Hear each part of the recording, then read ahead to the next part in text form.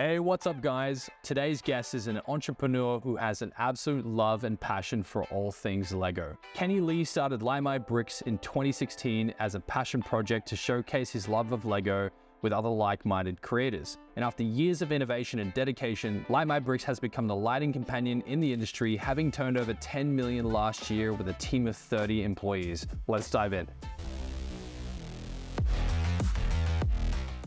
Dude, thank you so much for joining us today. No and problem. I'm excited to have you with us, man. And, you know, we've hung out a little bit. We got to spend some time together last night. We went bar hopping with our friend Paul from Hospo Dojo, which was quite interesting. So we just got to, I guess, know each other on a bit more of an intimate level. Yep. And your background, dude, you actually were in a front man of a band, not That's just once, right. but twice. And Believe then it you or also not. worked at Channel V, man. Yes, I did. So you have a big background in creative and in the music industry. Yeah.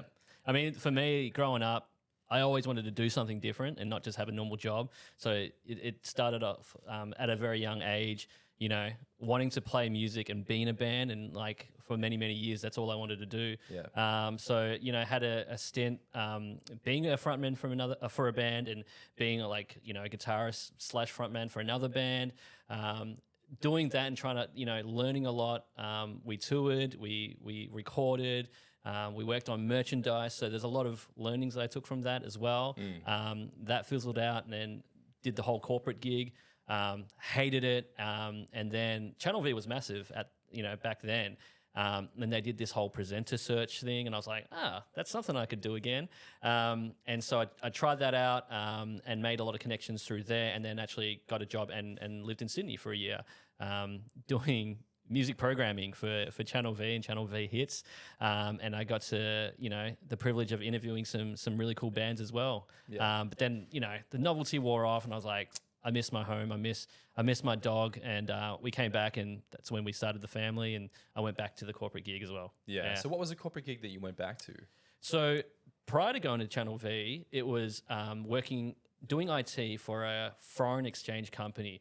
Man, it sounds so boring just saying it. And so that made me quit that. And then after Channel V, I came back into IT, but it was more a customer service type role. It was like techies, like desktop support people. I was good at telling people how to turn off and on their PC and take the credit for fixing their computer. So, you know, it was that more customer-centric side of things that kind of made it easier, you know, to keep going at. So yeah, that was the IT journey. And for you, so it sounds like you're naturally a creative kind of guy. So Yep. then how did you find yourself in the corporate space being so naturally creative? I think it was more just making. It was all about the customer. So customer service has been huge ever since I started working. So making sure customers are happy one way or another, you know, even it was, you know, creating processes that helped with that, or, you know, being able to deal with difficult people. Right. I think that's always a good challenge. And Have you always enjoyed that though? Yeah, I kind of do. Like I kind of get a kick out of turning someone's negative experience into a good one. Okay. And if they can walk away happy, it's like, man, you killed it. You did your job kind of thing. Right. So would you say like that served you well on all your business ventures so far? Yeah, Because it I seems think like so. Yeah. through your journey with Light My Bricks being such a, I guess, when it comes to like products from your experience that deal with, you know, things that are pop culture or things that are like collectors centric or things that are, you know, people really take pride in their collections or pride in developing and building Lego systems and all the rest of that. Yep. Would you say that community is probably more ruthless than others?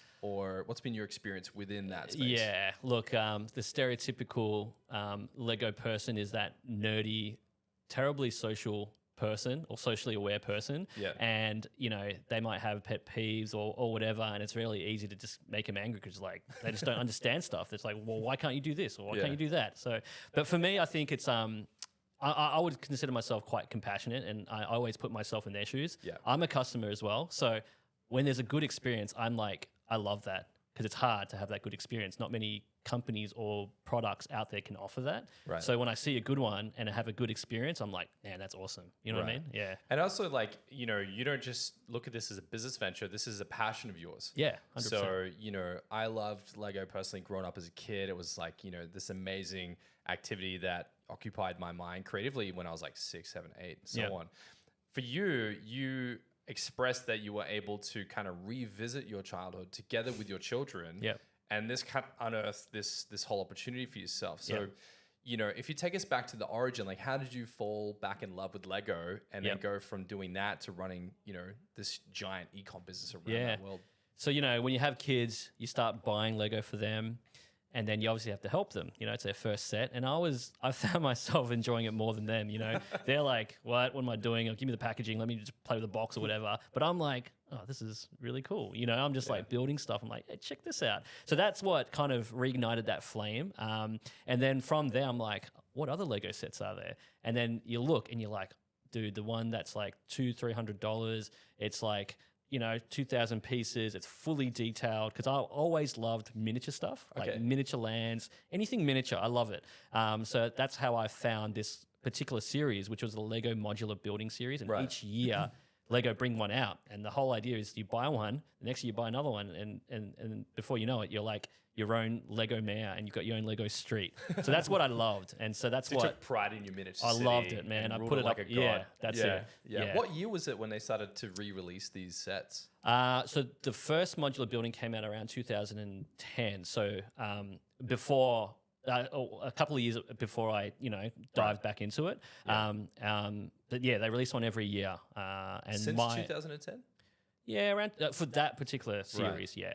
Okay, so they started to bring back some of the older series, or oh, they do that all the time, especially with franchise stuff. Okay. So you've got like Lego Star Wars back from the 90s, 2000s, Harry Potter, early 2000s, but then they'll discontinue and then they'll make re-release ones. Okay, Yeah. So if you look up Lego Millennium Falcon, there'll be like so many different versions of it. Right. Yeah. There's a whole different ton of different sizes and everything else as well. Yeah. Slight modifications or improvements. That kind of thing. What year was it when you really started to mess with the Lego sets with your kids? That was about 2015-ish. Okay. Yeah. And how long until you were like, I'm not buying this for the kids anymore. I'm buying it for me. Straight away, man. After that first one, the next one, I'm like this. You'd like this one, but it's like really deep down, that's for me. Yeah. I started doing that with Duplo with my daughter. Yeah. She's 3. Yeah. And I just kept buying her Duplo sets and my partner Ellie's like, why do you keep buying the Lego? And I was like, it's kind of fun. Yeah. Like, yeah. You know, how many, and there's so many other, you know, parents that are rediscovering like their passion for Lego just by doing that.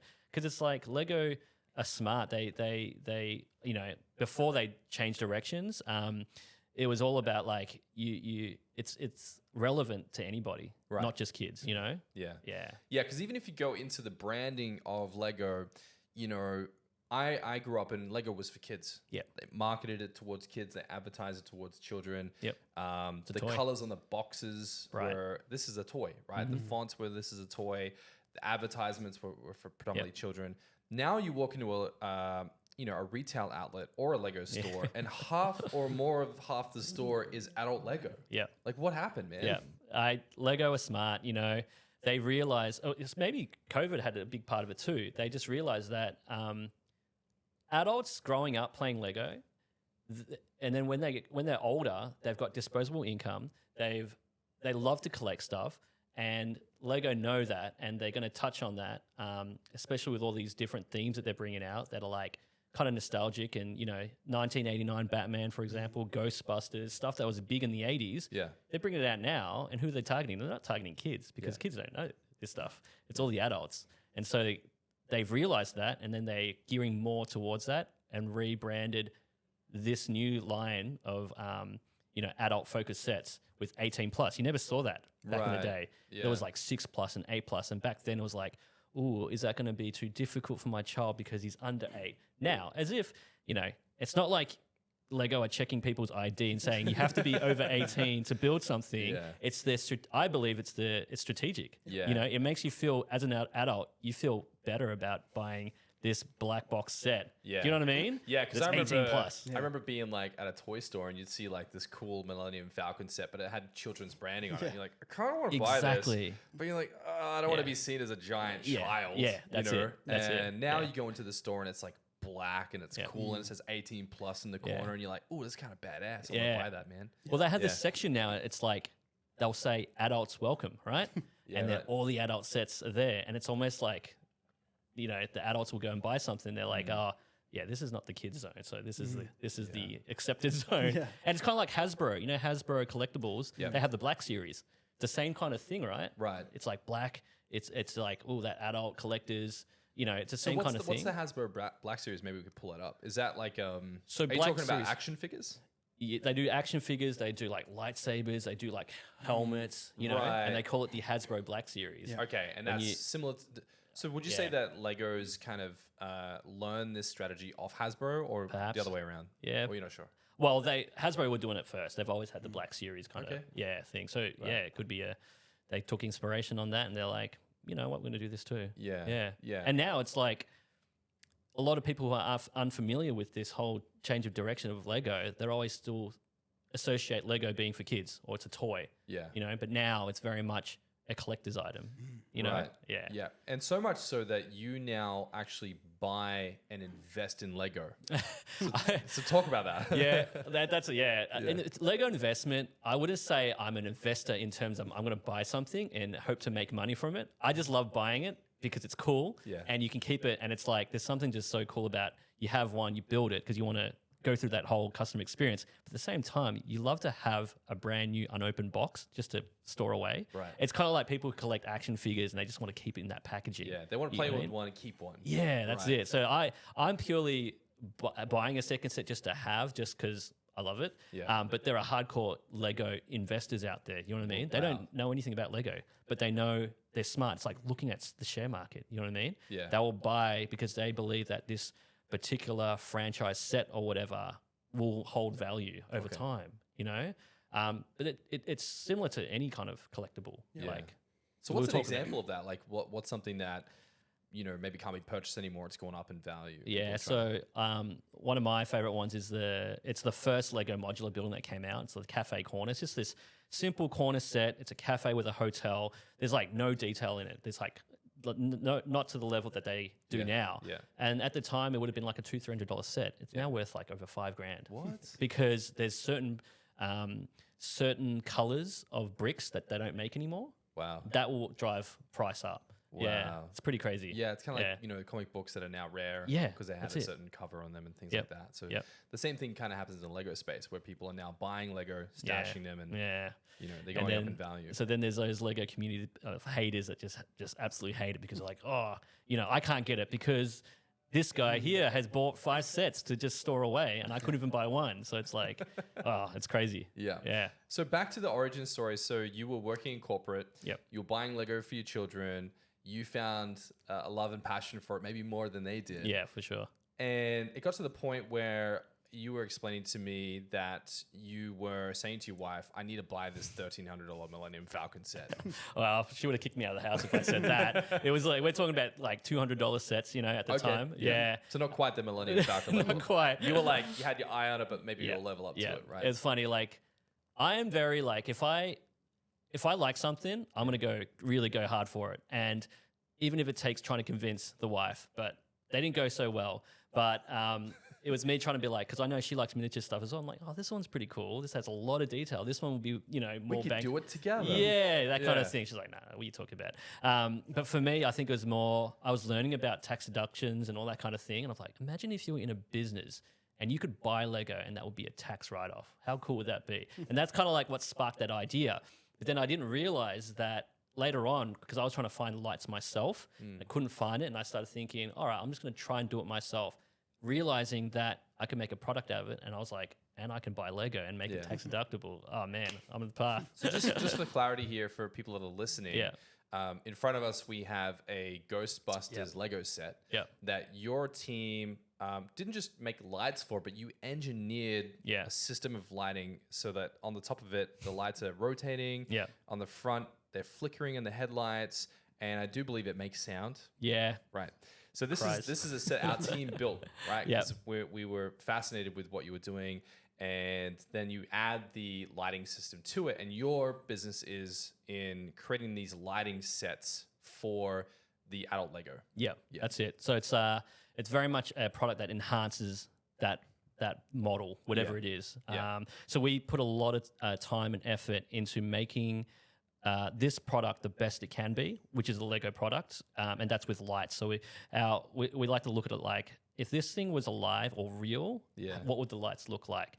Right, so you're not just like, let's just put headlights on this thing. Yeah. You guys would actually go back and watch the Ghostbusters movie and be like, the lights rotate, these ones flicker, they're actually this color. That's it. Like how much detail and research goes into each set that you guys engineer lighting? Yeah, look, it depends on the set, but something like this is so detailed, and like all of our components, you can use them, they flash, all that kind of thing, but they might not look 100% as real or as accurate as it could be to the film.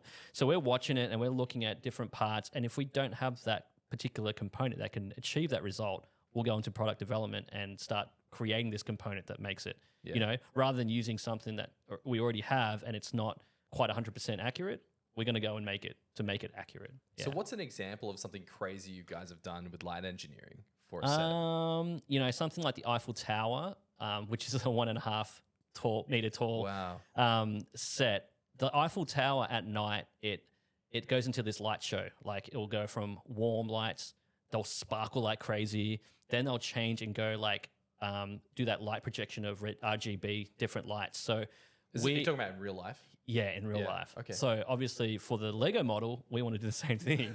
And so we're like, how do we create this thing? So we you know, whose idea on the team was it to be like, guys, this is not good enough?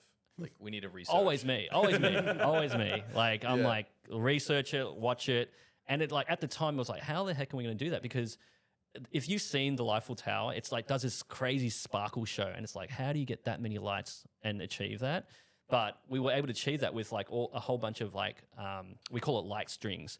And we basically, I'm good at telling people, like, I'm not an engineer myself, but if I have an idea in my head, I'll just work with our designers and engineers to achieve that. So let's say, for example, you know, we wanted to make this thing sparkle and then automatically change the static sparkle, and they'll do it and say the sparkle's not right. I'm like, nah, change that, do it again. Here's a reference, do it again, that kind of thing. So you're like the Steve Jobs of like Lego lighting. I'm like, I want one button. That's it. I want as accurate sparkles. as possible. Yeah.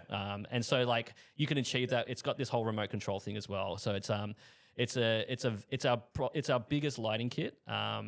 But it's as accurate as we can to the real thing. Yeah. Yeah. That's incredible, man. So, okay, so walk me through it. So you were doing this with the kids. Yep. You started to debate with your wife, like, you need to buy Lego. How did you go from just crunching the numbers in your head to go, wouldn't it be great if it was a tax deduction, to like having the actual idea of like, I'm going to create my own lighting for my little town? Yeah. Is that how it started? Was it more of a passion? Yeah, Like, I yeah. want lights for my town. Yeah, that's it. And then you're like, hang on, there's a product here. Yeah, Like, how did that kind of play out? I think for me, it was like, okay, I wanted to do it for myself, and I realized, that's easier than I thought, you know, as in how to light something. Because I'm not, like I said, I'm not an electronics guy. I'm not the guy who'll get a soldering iron out and experiment and all that kind of thing. I just love following instructions and creating something. Right. That's as a Lego enthusiast, there's two types, I would say. One that just loves to read instructions and build something. Then you've got the others who are just super creative and mad, and they'll just be able to build the best stuff from scratch, like your Lego Masters guys. I was the other one. I was the therapeutic. I love this kind of follow instructions. Let's just clarify this. Yeah. So there's therapy Lego. Yes. Then there's Lego Masters. What is a Lego Master?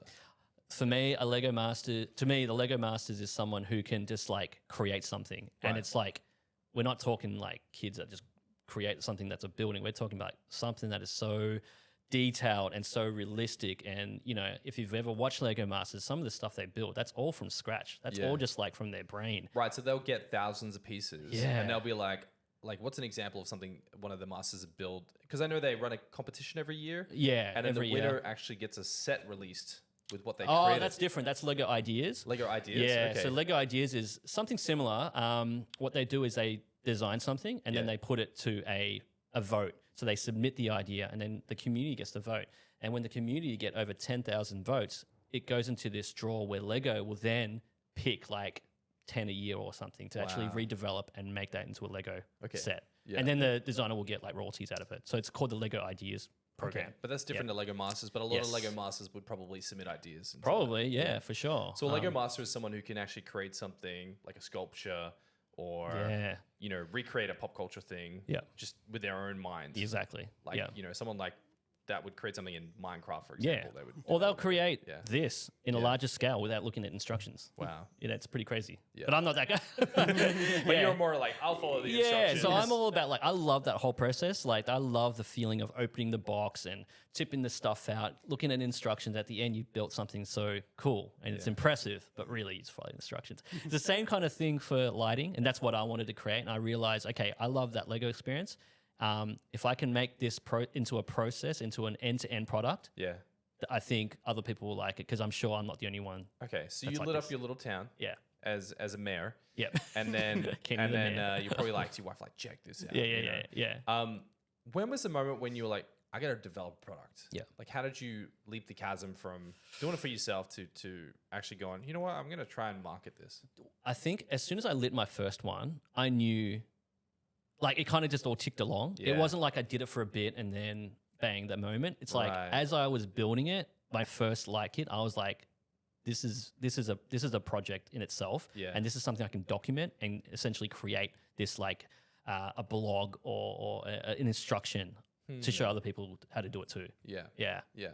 And then how long after that did you then open a store and start retailing this stuff? I think we did it pretty shortly after that. Yeah. Within a couple of months, we did the whole Shopify thing. Shopify was so easy to use. Like, Yeah. you know, prior to that, I was like, how do you make a website? You got to be a coder. You got to do all this stuff. And then learning about Shopify and templates, and it's like, you can create a website just like that.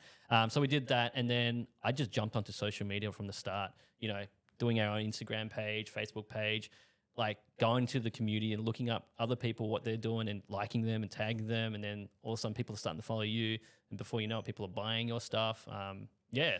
Right. So you were putting in the groundwork, and I think a lot of entrepreneurs don't apply themselves that way. Yeah. Would you say that that's a pretty rare thing to do for someone to actually crawl through groups on social platforms to try to find their audience? Yeah. Well, thankfully for me, Sam was the one who actually was like, because I said to him, I know that social media is really important. I know that's a way to organically promote yourself. And he gave me the pointer of like, yeah, you can get followers by liking someone's post or commenting, and then they'll see it. And I was like, that's interesting, because people will see and they're like, what's Light My Bricks? And they have a geezer, and you know, before you know it, other people, and they're telling other people about it. So Because so many people post content, and we talk about this all the time. They'll put content on social media, but then they don't spend time on social media. nah, yeah. Right? It's called social media. You got to be Yes. social. So like, Yes. you can't just post and be like, where the hell are my Yeah, followers? that's You it. got to go out there, and you were out there looking at Lego influencers. You were joining community groups on Facebook. There were a lot of groups back then. Yep. And you were just like, check this out. Check out what we're working on. That's it. How long did it take to have the website really get enough traction for you to go, holy crap, I can quit my job? It happened pretty quick. Yeah. I think within the first 6 months of the business, I was making more money selling lights than I was earning in my day job. Wow. Yeah. Yeah. And but- were you just running this whole operation solo? Did you So hire anyone? I started the business with another work colleague of mine at the time. Yeah. We went in there 50-50. We just both loved Lego Yeah. and building it. But we found at a very early stage that we had different strategic goals. Yeah. You know, I wanted to take this thing next level. I knew the importance of marketing and advertising. I was like full steam ahead once Yeah. I knew that Like there was a all market in. for it. All in. Full tilt. Yeah, he was more like, I think he was more just having fun building Lego Okay. and enjoying it. But then look, we agreed to part ways, and that's when I took everything on. Yeah. It was probably about, I would say, 8 months-ish after Yeah. we started, and that's Yeah. when I went full steam ahead. Yeah. And at that time, that was when the business started taking off. We were getting like multiple orders a day. Right. We had to kick into overdrive where, you know, I'd come home after working a 9 to 5, hang out with the kids, get them in bed, and then was like full steam ahead into like orders, packing them, customer service, and creating. Well, when I say creating, I was basically building Lego and lighting it. Yeah. And just trying to get more and more products out the door, because I knew that like Lego has such a big range and you can light everything. Yeah. And the more you got to offer, the more business you're going to get. You know what I mean? Which is tricky in your industry, right? Because, like, for example, Lego will do a new release. Yeah, but then all the time. Like, how long before it's in the stores do they talk about the release of what they've got? So Lego will either announce new sets through influencers. Most of the time through influencers. Like big ones, I'll do like a big campaign and do an ad. but you kind of do have an idea. Every year it's common which sets or which type of sets get released at what date. You know, 1st of Jan, they have like May the 4th, then they have like August 1st, September. This year's it's been crazy. They've just been pumping products out the door. Right. But for us, as soon as it's out, buy it, build it, and get out the product as soon as possible, because you want to capture that feeling when someone built something. They're going to put it on the shelf and they're like, oh, what else can I do to make it cool? So you want to get the product out there and accessible as soon as possible. Otherwise, they'll put it on the shelf. They might forget about it. And then once if the light kit comes out much later, then they're like, I'm not feeling it anymore. I'm just going to put the money into a new set kind of thing. Gotcha. Yeah. So you get it like time is of the essence. I think for us, it's something that people have understood, our staff have understood. It's very much similar to my personality, where I'm very fast moving, and everything is like go, go, go. You know, a lot of businesses have a lot of time to develop a product, and they'll develop their products and wait for a while and then launch. You know, for us, it's like get it out there, get it out there.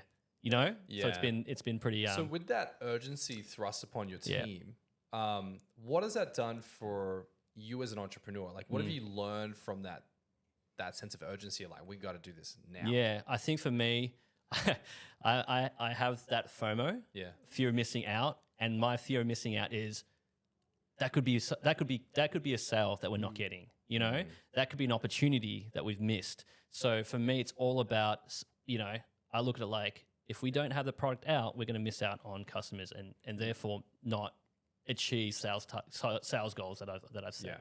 Yeah. So like a set will come out, you'll buy it, you'll construct it. Yep. Then like who on your team's doing what? Like, cause it sounds like not like a one man operation, right? Like someone's got to do the research. Someone's got to, you know, figure out what lights we need and how do we get them to like rotate and flicker and do all that kind of stuff. So we have a design team. So we've got four guys that are designers. And so because there's so many different Lego sets being released at different times, quite often they're on their own project. Yeah.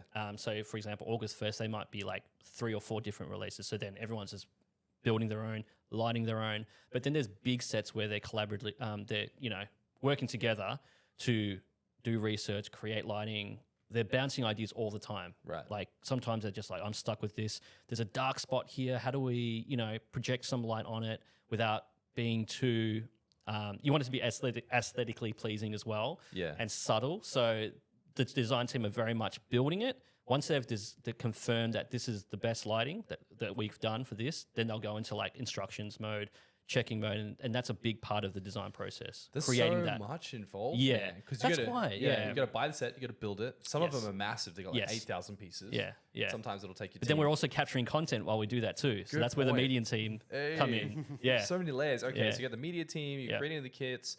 You're blasting that on social media. People are getting excited about it, and then like I think you were describing to me in a previous conversation. You have like a design program where you can kind of like build it in 3D. Oh yes, So that's something we've new that we've been playing with is just 3D renders. Right. And that like, you know, traditionally what we do is every product we have to do photography, videography because we want to demonstrate it. That goes on the product page. But something that we've been working a lot with recently is like lifestyle renders and 3D renders. So we've got a guy who's working on. He uses different like rendering programs to, you know, make this thing look like you can't tell if it's a photo or not. You know, it's really smart with technology these days. Yeah. So yeah, that's a new way we're exploring on how to get the media coverage on like a product. Yeah.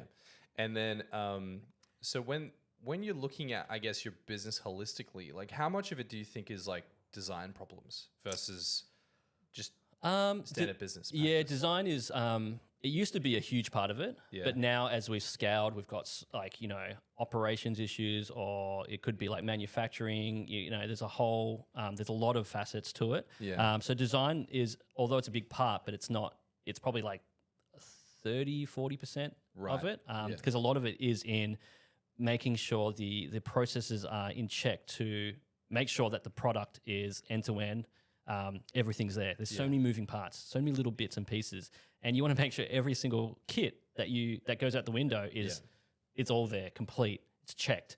There's nothing worse than someone getting that light kit, installing it because they're pulling stuff apart. They're putting the components in only to know that there's a broken part or a piece missing. Yeah. A lot of people can relate because Lego is similar. Sometimes they're pretty good at it now, but there are cases where, and I've experienced it, where you're building Lego and all of a sudden you're like, where the fuck is this piece? Like, you can't find it. But I mean, they're really good, and you'll get that piece if you just order it. But it does happen. Yeah. Yeah. Yeah, I've had it happen to me where I was building the Super Mario set. And missing a piece. I was like, what the hell? But it was in the bag, right? Yeah. And then I was like, that's actually not my fault. Yeah. No, I hate on Lego. So okay, so when you, dude, like, this is just so mind blowing to me, because like there's so many. This isn't just like a standard e-com thing. No. You're not just like selling a product and you're like, okay, shipment. There's like, okay, we have to collaborate with another company and kind of predict their maneuvers. Yes. And then we have to research the pop culture around the item that's being dropped, like the Ghostbusters thing. Then you have to order the specific mechanisms and lighting for that particular thing that you're trying to pull off. Then you have to build and design instruction manuals for someone to build it. Then you have to ship it, and then there's, I imagine, the packaging. And dude, there's so many levels to this, and you pulled this whole thing off. But then, like, I think what I've heard from you that you love is the consumer's experience. And your love of the consumer and how they're enjoying the process. Because it's not like I'm just buying a product and using it. I'm buying a product and then like building it for hours on end. So there's a ton of things that could go wrong. What do you think's been the mechanism to your success with so many variables and so much risk? I think, again, it goes back to me looking at from a customer's point. And because I've experienced good service, I've experienced bad service, and I don't want, you know what I mean? I'm very strong on good customer service, and that's customer service and experience. So for me, it's like I look at it at the very start, from the very first interaction with customer service. So I was like, writing, responding to customer queries. I go out of my way. I don't just be like, yes, no, sold out, no. You know what I mean? I put a lot of effort into the response, because you want someone to feel like they're speaking to someone who also genuinely has that passion and cares about Lego. So it's from the very, very start of that interaction. And then a lot of it is put into like the packaging. So you want that premium, or as premium as possible, customer experience when they're going through the product and opening it up and stuff like that. Then you've got like any after sale support. You've got even shipping time. You want to make sure someone gets it as quickly as possible. So I was all about that. There's nothing worse than buying something and you got to wait like 3-4 weeks for it to come overseas. If you can get in 2 days, they're like, holy shit, this is awesome. And that's a good reflection on that end-to-end service as well. Yeah. And so did you feel like throughout this process, your dependency on another company has hindered your ability to grow a business in any way? Yeah, definitely. We have worked with various 3PLs. We've changed 3PLs because at one point the service might be really, really good. They're getting stuff out the door, and then all of a sudden their staff changes and they're making errors with the orders they're picking, and that's a reflection on you. They're representing you. So that's definitely had an impact. Same with shipping times, shipping faults or whatever. Again, it's not your fault, but people don't care. They're not going to blame Ozpost. They'll blame you. You know what I mean? So it definitely has an impact. And then regarding Lego, like, I guess, you're like, I mean, how would you label this? Because you're a second purchase. Yes. Because no one's buying your product first, then buying Lego. They're buying Lego. And then they maybe wait because they know you're going to come out with something, or they'll build their set and they go, oh, I want to light this thing up. That's it. I think for us, it's, people think, oh, is there much of a market for that? They're not too sure. Like, I mean, my family, extended family, still can't really grasp the concept of what I do. They still think I'm just selling Lego. It's there's. I think people aren't aware of just how big the market is for adult collectors of Lego. And because there's so much money in that, because adults have disposable income, they love to collect, and it's addictive. That's where we come in too, because we touch on that whole display and that pride of display, so that's where we come in as well. How much do you think of the market is people that want to buy a piece just to display it, and then people that buy it because they love the process? I think there's both. Right now, I think people just want that end goal. They look at the picture. They want the Ghostbusters. Like, I want that.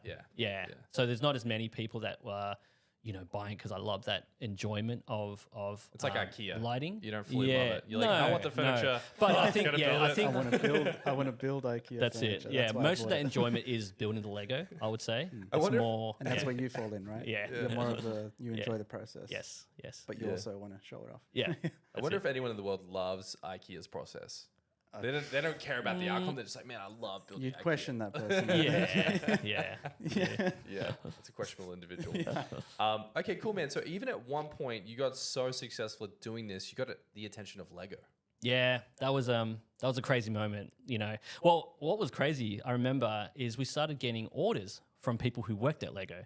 And you're like, wow, this person works at Lego and they're buying stuff for me. And then we're like, are they buying it because they're secretly testing or they're doing some mystery shop? But no, Or they just assuming. I mean, Lego's such a massive company, so they're just like so many different people, and they just also love Lego too. So they were buying our product, but then it wasn't until some key people actually reached out and they said, "Love what you do. Can we find out more about it?" That kind of thing, and that was a start of a project or collaboration. So how far in was it you were doing this till you got their attention? A year and a half, 2 years. Wow, Yeah. so you were doing this only for a year and a half. Yeah, And then you started 2018. noticing. It was before COVID. Okay. Yeah. And then you started noticing that the staff at Lego were buying your kits. How did you know the staff were buying your kits? You see there, I was doing orders, and I see at Lego.com. yeah, the Lego group. Some of them Macquarie Park, some of them in Billund, and you're like, that's pretty cool. Yeah. And you go onto LinkedIn, like look up their name, or what are they doing? Yeah. Position are they? yeah, pretty much. Yeah. Yeah. But how did it feel to get the attention of like one of the world's biggest toy brands? I mean, we're all about Lego. You know what I mean? So for them to actually recognize, for one, who we are and what we do was just like, that's really awesome. Yeah. But for them to actually reach out and say, hey, we want to find out more about your business. We want to work with you. That's like, dream come true kind of thing. Yeah. And that's rare for them too. Exactly. They don't just do They're such a that. massive company. They align themselves with like your Adidas, your Levi's, your big players, and here comes Lemon Bricks. I don't know. Here comes me. Yeah. And you weren't the only one out there doing this. So how did you, out of all the competitors, get Lego to go, we want to work with you, not the other ones? You're like, I'm the GOAT. Yeah. We're the best. That felt good because we knew that they actually spoke to other players in the market, and they chose us. So it's kind of like that was assuring, that we were on the right track. How big is the like? How many competitors are building Lego kits with all lighting kits for Lego? It depends how you look at it. Yeah. Are they competitors? Is there a competitor or is it a copycat? You know what I mean? Yeah. But I think something I've learned is that even if they are copycats, you can't underestimate their power to evolve and improve.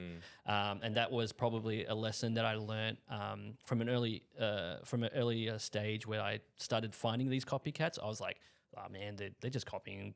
We're way better. We got a better brand. We got a better product, all that kind of thing. And then forgetting about it. And then like a couple of years later, they're like doing some cool shit. Yeah. And so that makes us go, all right, we need to go back, assess, review, and improve. You know what I mean? Stay ahead with whether it's product development, branding, advertising, getting more creative with your content. It's really important. How would you? Sorry to cut you off, dude. Go ahead. What does a copycat look like for Light My Bricks? A copycat looks like the same product as ours, basically, and they literally will copy your ads. For example, we had a sale, a 5th birthday sale, and we were like, we're writing, time flies when you're having fun. It's been 5 years, happy birthday, Like My Bricks. Here's a sale. Literally 2 weeks later, one of their competitors. Time flies when you're having fun. 5 years, here's our sale. Like literally word for word copy. It's insane. Yeah. So I can laugh about it now, but like Probably wasn't funny back then. You're like, That's it. those bastards. yeah, that's it. Dude, so okay, like you're looking at the competitors at one point, you're like, these guys got nothing on us, right? Yeah. For someone who's like running a company, and whether it's e-com or anything else, and you start to see others doing well at what you do, and maybe you've been around a little bit longer, what do you think is a good response to that? Like what can someone do to stay ahead of the market, ahead of the competition? It's going back to the beginning and going, all right, what did you want to work on, or what did you find important for your business at the start that will help you succeed. Mine was marketing, mine was advertising, mine was branding. Right. Big, you know. So we look at it again, it's like, and we go, okay, hang on, it's probably been a couple of years since we have done all that, like properly, and we need to sit down and aim for the best again and reevaluate everything.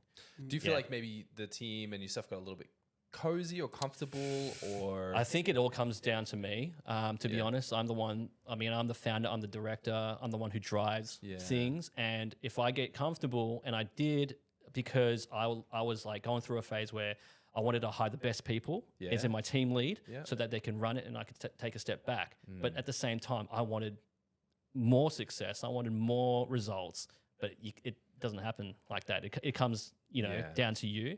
And that's in line with like my big change in direction in the last 6 months of just realizing there's so much more to learn as a leader. There's so much more to improve on. And for me, it was about getting out there and finding help or finding inspiration and it was a big kick in the ass, really. Okay. You know what I mean? Yeah. And it's like, I think a lot of people get complacent, but it's that constant review and constant, how do we do things better?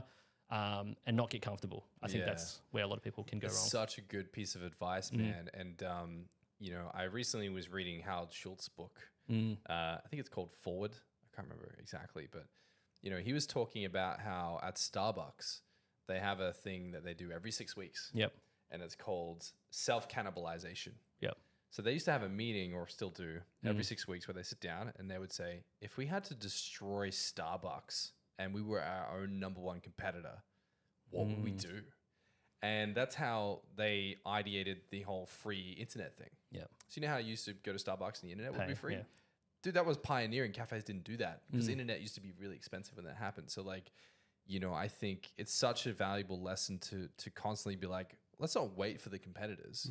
It's just like, how do we push for that next threshold? I think, it's that constant, like, you got to stay ahead, otherwise they'll catch up. You know? Yeah. Yeah. And what's some stuff that you feel like you're doing now that's like slingshotting you guys? There's a lot of aspects. One of them is media buying. Okay. Scaling through ads. So that's a big project of ours, and just getting more into the creatives and working on content. So that's one big part. Two is just like the numbers game. I'm not a numbers guy, but we've got some things put in place where we're able to track on a daily level if it's profitable or not, looking at like your expense marketing ratios. Right. And then, you know, if it's low, that's where we inject more in advertising. So dialing in on that on a daily level has been a big facet. Rebranding. So, you know, that's how I met you. I looked at it like, all right, we need to rebrand. How do we make this as best as we can? And that is, I loved how we've done this workshop and deep dived into everything from the very beginning of the story, you know, who makes, what makes who we are kind of thing, and trying to inject that into the brand so that when people look at it, it's like, no question. Right. Do you know what I mean? Because we've had a period where competitors have just copied our brand, and right now, like, you type in Lego Lights, it's like, we're all similar, you know? So it's, again, staying ahead and driving that and relaunching this new brand that is, like, I'm excited just to have something that's, like, totally different and totally, like, you know, grabbing people's attention. And then, you know, with that, there's your product development. So product development, advertising, branding and packaging is in there. So these are all multiple facets that we're going to go through. That's happening right now. Yeah. And Dennis has been a core part of that together. So like, we've been working together on your brand strategy, and Dennis has really led the team with that. And, you know, what did you guys really unearth when it comes to copy and strategy and communication in the, like, what's the term for an adult fan of Lego? They call it the AFOL, AFOL, which was, you know, at one point it's like, what? AFOL? You know, the nerds. But the thing is, I think that is kind of changing. Right. You know, society's changing Becoming that. a bit more acceptable. It's kind of cool, you know? People are like, holy shit, did you see the Ghostbusters? It's so cool. Yeah. You know, did you see the Lego Millennium Falcon or whatever it is? It's like more and more accepted and more common for people to have, creative people especially, to build Lego and collect it and display it. And that's something we discussed as well. Yeah. Where we're saying that before with Lego, they would be very targeting like children, Yes. kids. Yeah. And so by doing it just for adults, you're doing the same thing. You're alienating both. So by not saying either, you're really keeping yourself open to both. And that Yeah. was something, we were working on. We're like, let's make sure we don't just Alienate. alienate somebody. Like make it clear that it is for adults, Yeah. but don't say it's only for adults. Yeah. Yeah. So that's, Despite the 18 plus Yeah. tag. Yeah. exactly. Like that'll speak for you, Yeah. you know? Yeah. Yeah. Yeah. And also, like, you know, speaking of branding, like, it was, what year was it, Cam, that Lego almost went bankrupt? Oh. There was a period where, dude, it got pretty ugly for Lego. Was it 2007, I think it was. I think it was early 2000s. I don't know exactly.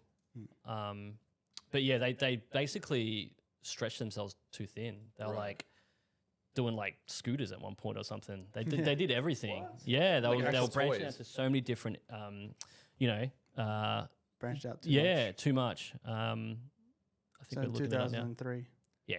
Okay, so Yeah. 2000, I remember reading this. 2003, they almost went bankrupt, and they reduced their sets. I think it was, they had 14,000 sets, SKUs. Yeah. SKUs, Yeah. and they reduced it down to like 7,000 Yeah. or something like that. Yeah. I might have these numbers wrong. Cam will It sounds probably. sounds right. Yeah, the idea is correct. But what happened? Because I know that's when they started to do partnerships with pop culture. That was the big pivot. Like, what do you know about that journey that they had? I'm not as accurate in my info, but that I think that whole shift to adult consumers came a little bit later. Right. I think what they did was basically go back to their core audience and their Right. core product and what Lego was all about. Because around 2003, I can't even remember how old I was, but they started to do the Lego Star Wars stuff. And that's where my parents started spending a lot Like of money. franchising and Yeah, stuff yeah. like that. Yeah, That's when they but started it'll to still do- send it to around kids though. Sorry, I was talking about the whole shift in adult. Yeah. Oh, sets. yeah. Yeah. Cam, go ahead. Yeah. They did the Harry Potter collab as well in 2001 to 2011, which would have been huge for them at the Yeah. time. Yeah. Yeah. But like, what do you see as the value of like really leaning into external brands for like their IP? So doing these collab sets, like, what do you think would be the main motivator for Lego there? Just to reach more of a wider audience, you know. People love pop culture. They're like Harry Potter fans, Star Wars fans. They want to reach them too, because if it's not franchised, it's got nothing for them to relate to. And then people want to relate to things. And I think that's really, Yeah. So like, even if you're not maybe a fan of Lego, but you are of Harry Potter, Lego's got a sale. yeah, that's it. So Yeah. How many Star Wars fans out there who may not have been a Lego fan, but as soon as the Lego set came out, they're like, oh man, have you seen that? Same with like Ghostbusters, Yeah. you know what I mean? I know plenty. Yeah, I'm sure there's heaps of Ghostbusters fans out there. That's their first Lego set that they bought. Yeah. Or Yeah. it will be now. Yeah, Yeah. After seeing it light That's up it. as well. that's Yeah. it. Yeah, So, weird question for you. yeah. What's been the weirdest thing that you've done in your business to generate a profit? Oh man, that's a. I'm not a weird guy. Not at all. You put me on the spot. I can't actually think of anything that. Okay. I used to operate under different aliases in customer service, and because I wanted to represent that we were this massive brand. Yeah. This It is wasn't right just at a the one. beginning? What yeah, were some of the this is what were some of the names? Rebecca, because I read somewhere that people identify. They respond better to a female name, so I was playing this Rebecca role, and Whoa. then we would get guys. Oh, Rebecca's really sweet. Can I speak to her, please? I'm like, sure, I'll go get her. Rebecca comes in. How can I help you? Oh, Rebecca, it's been a while since we've spoken. What new sets do you have? Can you help me? I'm like, sure, I'll give you an extra. Go the extra mile. Give you a little discount. Like, oh, thank you. You know, were Rebecca's people a sweetheart. hitting on Rebecca? Ah, wow. I was getting a sale. So I guess if you say the weirdest thing, sales is Whatever it takes, man. but I had like, I had Rebecca, I had like Henry from finance, I had like a Sean from design, let me just get onto the, our design team. Let me get a design expert onto you. Okay. Oh, let me speak to finance and, Yeah. but That's like- really it's the same email, it's the same guy. Does That's Rebecca Kenny. still work for like my Bricks? She does. Yeah. Rebecca, I used to, at one point, I was so good at like just making up names. Yeah. So they're like, my business partner way, he'll be like, all right, so what's this customer service agent's name? Oh, Rebecca. Okay, she needs a last name like Clarefield. I'm like, I don't know how that, that just pulled that one out. Wow. You know what I mean? Felt right. Like Henry, what's his last name? Jacobs. Sean Smith. I don't know. You know what I mean? Like just, yeah. So representing, and that's I guess the power of branding as well. You want to represent. You want to. I mean, I humbly believed in our product was the best it could be, but having to represent that so that people can see that The perception of it. Yeah, yeah. Well, that's like the Linfox thing where it's like on the back, when they only had one truck, it said, "You're passing another Linfox." Yeah. So people are like, "Oh, it's another Wait, one." they did that at the start? Yeah, they only had. You have so to share that story because a lot of people don't know what Linfox is. Oh, Linfox is like a truck Logistics. logistics company. So they would have on the back of it saying you're passing another Linfox when they didn't really have another one. So people would be like, "Oh, cool! Like there must be a lot." There must be a lot of that. Yeah, It's just creating the the one truck getting around a lot. Yeah. So it's like creating that perception. Which That's is what funny. I'm saying. There's like a company like that near my work called Opal, and I see their trucks all the time in a different color. It's probably the same one, just with a different colored one. Whenever they stop, they just paint Cargo, it a bit differently and go back.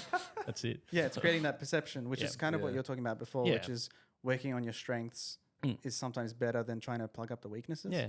Yeah. So, yeah, that's kind of what you're saying. Going back to your roots is really focusing on your strengths, and that's what helped Lego, and that's what helped you realize sort of what you were missing. Yep. Yeah, so I guess that's another good thing. Like, what would you say? Is there more of a benefit focusing on your strengths when you're struggling than trying to plug up weaknesses? Always concentrate on strengths is good, but I think it's more not look at what's weak, because you might have something that's not weak, but not that strong. Yeah. So for me, it's just looking at the whole piece of the puzzle, constantly reviewing all aspects. I think taking like a holistic approach. Yeah, making sure you have everything. That's it. Yeah, that makes sense. Yeah.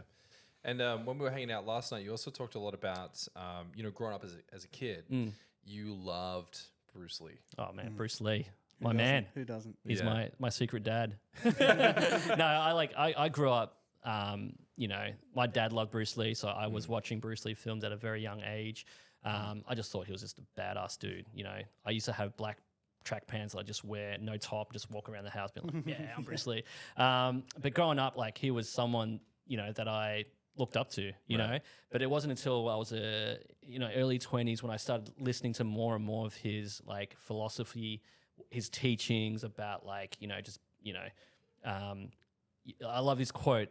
What is it? It's knowing is not enough, we must apply. Willing is not enough, we must do. It's just like, get off your ass and just do it. You know what I mean? You can read and learn all this stuff, but if you're not applying it, then what's the point, So that's just one example of what I love about Bruce Lee. But it's like, he broke the stereotype of Asian men. Asian men back in the day weren't represented very well. They're represented as weak, whereas Bruce Lee was just a kick-ass dude. You know, and that's what I loved about it. I remember watching his documentary, and they were saying that back then people were challenging him in the lead role because they were like, nobody wants to see an Asian man. That's it. Yeah, as he a got romantic cut from lead.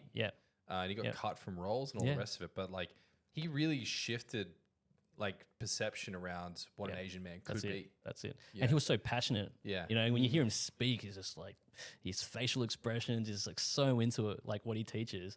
It's so good. He's so intentional with his words. Yeah. Like, now my older son, Tiger's like, I'm showing him more and more Bruce Lee. He's like, oh, that's pretty cool. Yeah. He's doing like the 2-finger push up. He's doing the 1-inch punch. He's like, oh, yeah, show me that again, Dad. I'm like, yeah. So what do you feel like that imprinted in you as a kid? Because I remember we talked about, you always felt like maybe a bit of a square peg in a round hole, right? Like, you're like, man, I kind of want to do things my own way. Yeah. Like, walk me through that. Like, what's been maybe your mindset on the early onset of like, coming into an adulthood and then going into a business? I think because Bruce Lee achieved so much, even though he passed away at a young age, he achieved a lot. Right. And he wasn't just your normal, typical Asian doctor, lawyer, I don't know, whatever office person. Right. And for me, that was like, I want to be that. So I always had that kind of ambitious mindset where I wanted to be something, different to your normal 9 to 5. So that's always resonated with me to achieve something more than the ordinary. You know what I mean? Yeah. And that's to this day, I'm like, how do I keep striving for more? How do we be better? How do we be better? How do we be better? Yeah. Yeah. And then, into now, like, do you feel like there's people that you look up to now you aspire to be like that have helped you in the business sense? I mean, all the people that have made it big, all the ballers out there, it's like, oh, that's pretty cool what they've achieved. I mean, I don't have specific people who I'm like, I want to be like that person. I just have a range, and I just look up to them, and I see what they have, and I'm like, how they built success, how they hustled, how they grinded, you know, all that kind of thing. And to me, that's where I draw inspiration from. Yeah. And being such a creative guy, it sounds like you've really started to conquer this market. And, you know, classic entrepreneurs, we're always got our eyes set on the next thing. Yeah. What are you obsessed with at the moment that you're striving for in the future? I think I'm obsessed with people knowing more and more about Kenny Lee, who I am, my story, the product, yes, but more so the guy behind that product. So right now I'm just buzzing on creating more and more insightful, interesting, entertaining content, building up my channel, growing an audience, and hitting more and more people. Okay. That's something that's like I'm really fueled about. That and the business brand as well. That's kind of, you know, related. So for me, it's all about relating with people and getting people to relate with you and the product and I guess the guy behind it. Yeah, and we've talked a bit about this. Now you're going all in on personal branding, which is a different sport, right? Because when you're branding a company and you're branding yourself, there are different games you have to play. What's been your experience with the difference? Like, what have you felt that's been different for you to grow a company with a partner to launching your own personal brand? And just to highlight that, you've scaled your personal brand to 10,000 followers, I believe. In 100 days. 100 days. Yeah, we celebrated that last night. We celebrated. Yeah, and that's impressive, good. man. Yeah. But like, what's been your experience between the two? Like, how would you separate them?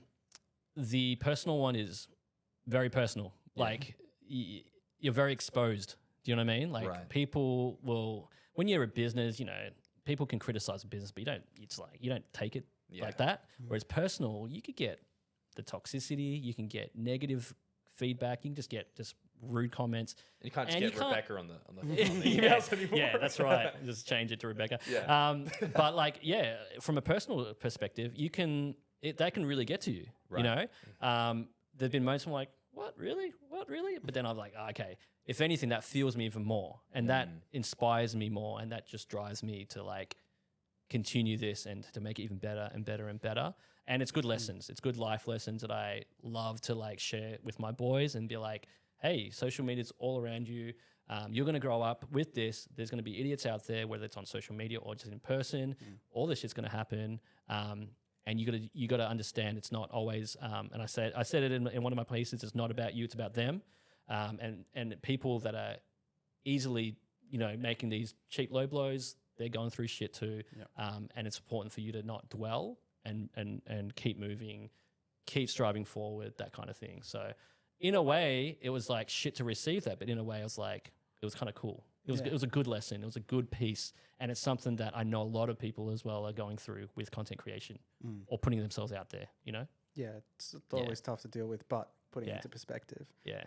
But you were saying learning the lessons. Like, is there something that you got from business branding and creating that you've really taken to heart when it comes to personal? Something that's consistent?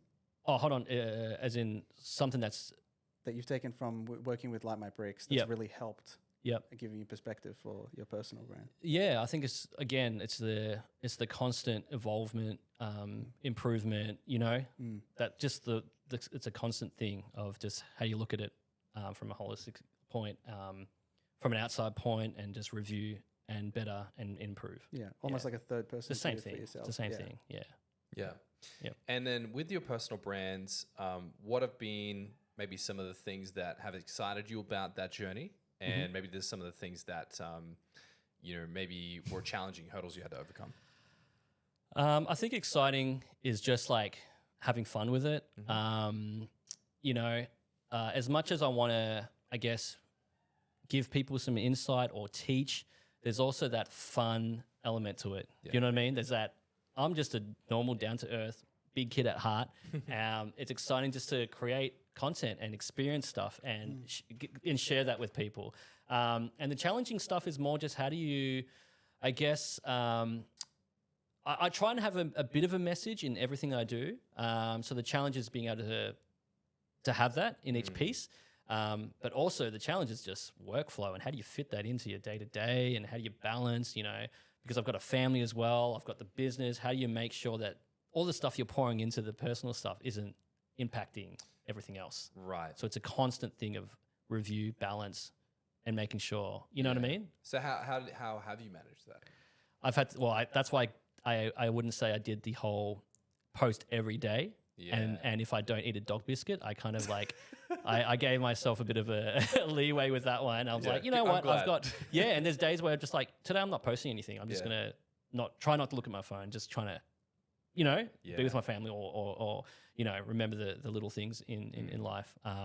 So the challenge is, just prioritizing things and having that attitude or mindset that's like, it's all right if I can't do that, Part of my stresses are, I didn't get that done. I didn't get that done. Couldn't put enough time here.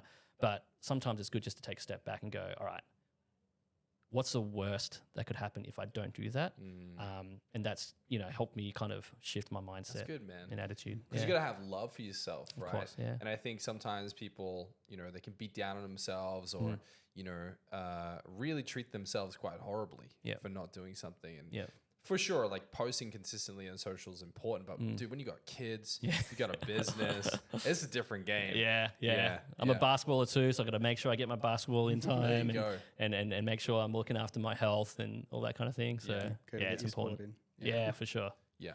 So what were some of the moments maybe when you were posting content that you started to realize, this is doing well, this is resonating? Like, what have you learned about social media as a personal brand in the recent months? I think, just a simple example, there's a lot of people that relate,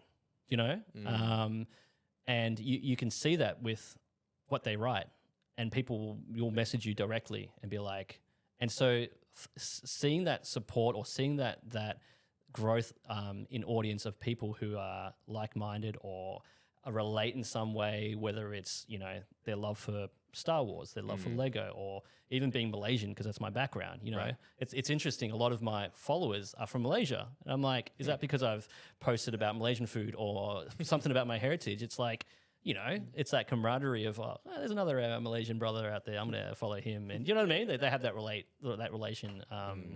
So that's been insightful and interesting. Do you feel like having that personal brand has made you more accessible to your community? Definitely. Yeah, definitely. I think because you're just being open, you're being vulnerable, you're exposing all areas of your life so that people can really get to know who is behind the business side of things. So they see the business side of things and then they see the personal side of things. So yeah.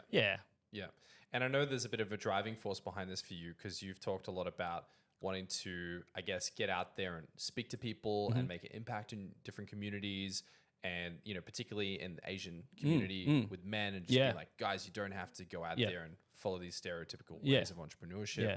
So for you, like this mission above the content, what has that been for you and how much has that been a motivator to stay consistent in post? Yeah. I think there's so many, the stereotype, there's the people that I just see, and not just Asian, just like guys in general, dads, husbands, that they are not satisfied with their work or they just don't have that confidence or security to just do something about it. Yeah. Something as simple as like someone's waiting in line for ages, someone cuts in front of them and they're just like, okay. They just take it, or their food is cooked wrong, and they just don't say anything. That to me, just I get so passionate about that. I'm like, why don't you fucking say something? So like never let someone cut in line. Yeah, but then there's just there's a lot of people that are like that, right? Yeah. Who are just they have ideas or they want to do stuff, they just don't do it, right? So I would love to just get that message to people to be like, man, sometimes in life you just got to do it. I know there's also external factors, but that's what drives me, and that's what something I really want to hit on. Yeah. And you have like a quote, and it's like, whatever happens, create a way. Yeah. Right? Create a way. So when it comes to that, like what's been your manifesto to persevere in business? Yeah. Because it seems like what's driven you to the success of Light My Bricks, and it's amazing collaboration you did with Lego, and now you're injecting that into your personal brand. It seems like there's similar ingredients across here. Yeah. Like what do you think is your X factor in business that's driven you? I have that FOMO. I think that's what it is. It's like, oh, I got to get it. It's got to happen now. If I don't, I'll miss it. Do you know what I mean? So I'm all about like a sense of urgency. A sense of urgency. I make decisions. I feel as though I can make decisions quick. Right. I'm a risk taker, and sometimes you need that. You know what I mean? You can't wait for the opportunity to pass because it will pass if you're not quick enough. So for me, that's just been that consistent mindset in everything I've done is to just go do it. So a lot of people that work for Like My Bricks are just like, man, you make decisions so fast. Like one day I'll be deciding one thing, and the next minute, nah, we're doing this now, and it's like completely different, or it's like, whoa, So a lot of people. Look, I mean that I'm learning that a lot about myself, and sometimes you got to like treat it with a little bit more, take a step back sometimes. But I do strongly believe that part of that whole FOMO and just get it out there and go has definitely contributed to where we are. Yeah. Have you always been that way? I think so. Yeah. Right. Yeah. So for someone who's maybe not innately that natured, what would be your advice to someone who's like, man, I wish I could make decisions quickly? Yeah. I think people need to seek like-minded people or people that they want to be like, right? And surround themselves with that.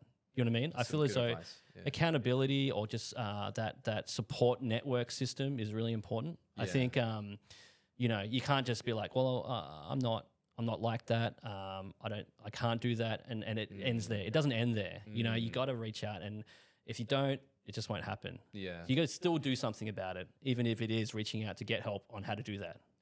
And that's something I guess I've learned too. That's really interesting. And Cam and I were having a conversation with David Meltzer recently. I don't know if you know who David is, but anyone can Google him. But he was basically saying that at all times he has what did he say? A coach, a teacher, and a mentor. And he said that they're all different. Yep. And a coach is someone who's like, going to keep you accountable. Yep. Like a PT, like, come on, man, another rep, like they just push you and they're with you. A teacher is someone like maybe you've never met, but you're consuming their content and they're teaching something. Yep. Like I learned a lot from Chris Doe. I know you learned a lot from Davey Fogarty. But then a mentor is someone who is where you want to be. And that you can aspire to be like. And maybe you work with them or you aspire to be like them. For you, like, who have been these key people on your journey? Well, Bruce Lee is definitely one of them. Just what he represented. Someone like Michael Jordan. I'm a big basketball fan. Just seeing his work ethic, his successes, and even in business as well. And I don't know if I can think of another person, but yeah. So for someone who's trying to become a better decision maker, like you said, like how would one surround themselves with the right people? Seek it. Go out and find it. You know, for me, like I went through this period where I didn't know anybody to learn off. I didn't know, none of my friends had businesses or anything like that. So I just didn't know. And so you have to go out and seek it. You got to find what's out there. And I started with just going to an entrepreneur summit. I was just like, I'm just going to go and see what I can hear. I mean, what I can learn. You only know what you know. So going into that, I was a little bit skeptical about it. And like, what are they going to sell me? What are they going to sell me? What is this? But even something like that, you learn. You'll always come out with something valuable, whether it's a lesson or just being inspired or just like totally pumped up for something. Do you know what I mean? So that was for me the real start of going out and finding more and more. And then just surrounding yourself and meeting new people or getting into e-com communities. It's as easy as just going on to Google and be like, e-commerce community. Or for me, that is, you know what I mean? Like you just find it. Yeah. That's a really good point. I think, like so many times in business, you need to thrust yourself into a situation that feels a little uncomfortable. Yeah. And for me, it's, it's that cliche, like get outside your comfort zone, think outside the box kind of thing. But like start somewhere. It's so important. Like when I see an ad come up for an event, usually my knee-jerk reaction is like, oh, I don't want to sit there all day and listen to people pitch me stuff. But then there's a second thought in my head. It's like, what if there was like one idea in that whole event that could change your life? Yeah. And when I started going to events and just having this belief, like there's a nugget here, I'm going to find it. It might be a line, it might be a quote, it might be a thing, it might be 8 hours investment for a nugget. But every time I've gone to an event, I've found something, I've written it down, and I've actioned it. And I think it's so important to certainly surround yourself with the right people, but then to take something and deploy it. Yeah.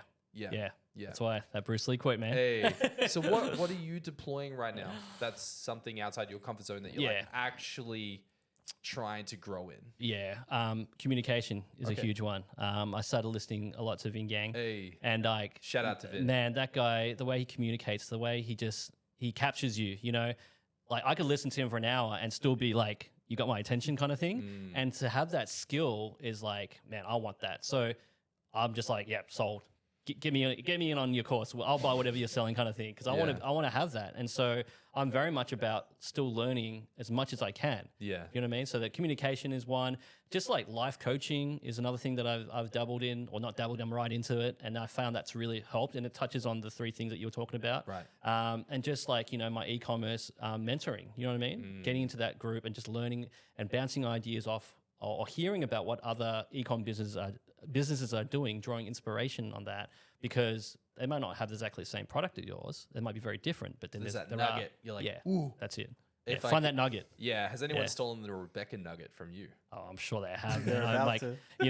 I think I was listening to Sabri Subi the other day talking about when he started. He represented that.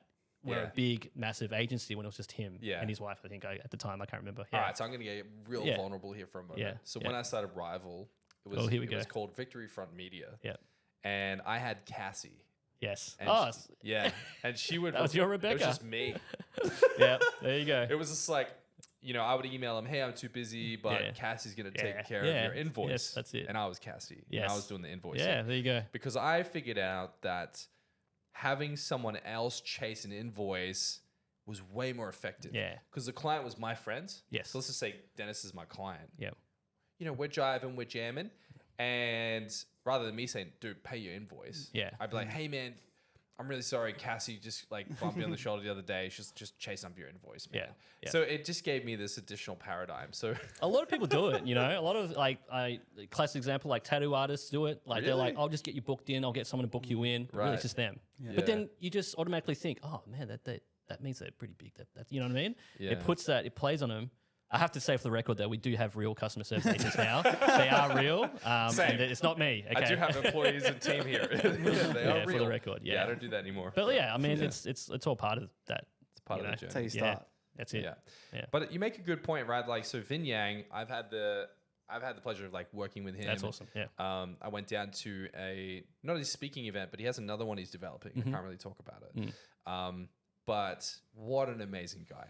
And I think, his story is interesting. And, I think it's so important as an entrepreneur, you ethically steal from others. Yeah. So for me... Ethically, right? So you don't just steal everything from one person. So some people I love is, like, for example, Jim Rohn. So I would listen to Jim Rohn and I would listen to how he would phrase a sentence and create a gesture. And I was like, that's interesting. I wonder if I can, like, steal that gesture or land a point the same way he does it. It's kind of like stand-up comedy. Comics usually get really good by observing other comics. And I think entrepreneurs, we could get better at this by observing other entrepreneurs. Yeah. So by being in proximity to others that are doing what we do and observing them and ethically taking things and going, I'm going to use that. So for example, for me, like Vin just... even how he has a pause or how he emphasizes a point or how he uses his body. Yeah. Bro, what a teacher. Yeah. The different tones or the different, the piano, that analogy, like I love that. Yeah. But I love hearing that that's what you're actively doing. Yeah. You're seeking out counsel and you're taking these ideas from different people. Look, I'm no way in any shape or form, like I haven't figured it out. Yeah. I'm not that guy. Yeah. I'm very much journeying and I don't think I'll ever stop journeying, You'll never stop learning. Yeah. That's how I look at it. So another question for you around fatherhood. So myself, I have a 3-year-old. Yep. And I have a 9-month-old. Yep. And I have a business. Yep. And everything else that comes with it. Yes. How have you been able to manage a family, being a father and a husband, in the midst of all this accelerated growth? Yeah, it's been pretty chaotic, to be honest. It's been very tough. Yeah. But I've never, it's easy to be like, you know, I got to work, right? Yeah. And you're constantly working. Before you know it, you've missed out on a lot of things the kids have done. And you have to always stop and be like, you can't, life is so fast, right? And you just, for me, it's all about adjusting that mindset again, like what I said before, and stop and think, you know, what's the worst could happen? Because a lot of the times it's your attitude, it's how you see things, and that's how you stress yourself out. So for me, it's always been really important. I think my wife has helped me really be grounded in that sense. Yeah. And you know, I would consider myself like pretty active at home. Like I love picking up the kids. I love like going to their basketball games or their karate. You know, I love that. You know what I mean? And I find that I'm fortunate enough to have my own business. So you do have that flexibility to do that. You do have the flexibility to just sneak away during the day or whatever you need to do to get shit done, because you know you can catch up later on, or you can get to that email later on, all that kind of thing. So it's important that you stay grounded and you stick to it. So that's how I've been able to juggle things. Yeah. And would you have any advice out there to dads who are maybe looking to start business? Yeah. Maybe they're right now in employment. And they're like, how the heck can I get a leg up? Yeah. Yeah. I think for me it was hard because I always knew that I wanted to do something, but I didn't know what it was. Right. And so look, it's easy for me to be like, oh, just go find it or just figure it out. But like sometimes things just come your way. Gotcha. You just have to be very active in understanding what is coming your way. Yeah. And there could be an opportunity there. So it could be just assessing everything that's happening. And if it doesn't come now, it'll come later. You know, for me, it's like, I always wanted to have my own business, but you don't know what it is and all that kind of thing. It took me a long time. It's like, I always wanted that since my early 20s, but probably didn't figure it out until my 30s. You know what I mean? So yeah. Yeah. And that's, I guess, a part of it, you know, like I think, would you say timing plays a substantial role in someone's success? Yeah, definitely. Timing does play a big part. I'm a big believer that sometimes things happen for a reason too. Yeah. But at the same time, I'm like, you got to go get it. Yeah. You know what I mean? So it's like a bit of a catch, 22. But I think at the end of the day, if you see something, if it does come your way, you see something, just grab it, go out and get it. And it all starts with you. Yeah. Yeah. Yeah. And what's been maybe the most impactful lesson throughout this development of this business, wherein like maybe day to day now you do different to day to day then? Being involved in as much as you can in the business. I see. For me, you know, like I went through that period where I was like, I'll just hire guys. I don't want to worry about this kind of stuff. But I think you have to. It's easy to forget all the little things. Yeah. And time goes fast. So I try and be as involved as I can, or at least know what's going on in every aspect of the business all the time. Yeah. So it's something that I've learned that I do now that I didn't maybe do so much 12 months ago. Yeah, and I find that too. And, I got nothing but love for my crew, my team. And I think, there's this amazing quote, and Jocko Willink, who talks a lot about leadership, quoted, I think it was like a military commander or a general from World War I. And the quote was, "The troops only do that which you check."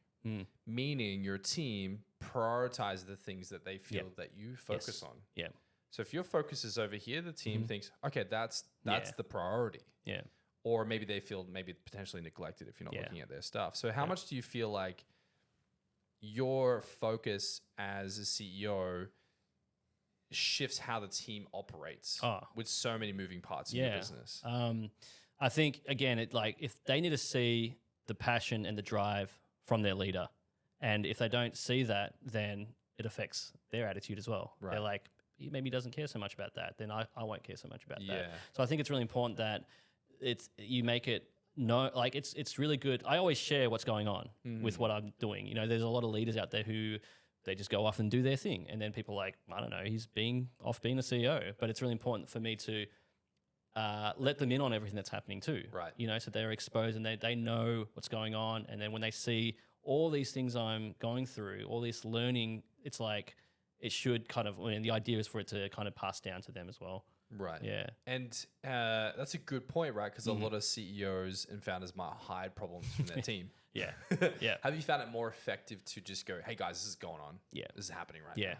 Yeah. What do we do? Yeah. Right. Yeah. I try and be as real as possible. Yeah. Yeah. Because it's, how good is it when they know that you're going through something and then you're coming out on top? Yeah. Do you know what I mean? That's the success, and that's what you want them to see that you've been through or you're going through, but then you're coming out on top. So that's kind of what drives it for me. Yeah. And what's the culture that you've developed around you now and the crew? Like what's happening behind the scenes? Well, I'm trying to encourage more and more people to get in on content and stuff like that. Okay. But all Would you of say us, they're a little content resistant? some are. But I'm trying to push that forward because, a big part of who we are is that we're not a faceless company. We are real people with real passion, and we genuinely love Lego, pop culture, all that kind of thing. So that is in line with the brand. So it's all about getting people to not just know me, but to know the rest of the crew, or that there are real people in this company, and it's not just Kenny and Rebecca. Yeah. There's a real crew behind it. Yeah. Well, dude, that's incredible, and it seems like you're absolutely killing it. Thank I you. saw Yeah. that you're going on television Yeah. on Friday. The Today Show came out and did a little interview, and they're going to air it this Friday. Yeah. So I'm going to have to figure out how do you record TV? Like, who watches TV these days? I don't know. I don't know, man. Yeah. You might be able to download it. We'll find a way. I'm sure Kate might be able to help us out somehow. And it sounds like, things are really starting to take a turn when it comes to your personal brands. Yep. You're starting to get invited to speaking engagements. You're starting to get on television. People want to interview and all the rest of it. Yeah. Man, how can people connect with you, reach out to you, and collaborate with you? Just through my socials, through Kenny B Like Water, Instagram, TikTok, Facebook. I'm on all three. I'm not quite on. I'm on a little bit of Twitter, but it's more the socials at this point. Yeah. Yeah. Well, man, we absolutely had a blast having you on the pod today. Yeah. Thank you so much for dropping in. It's been great. And, Thanks heaps. Dude, appreciate you so much. Thank No you. worries, man. Hey.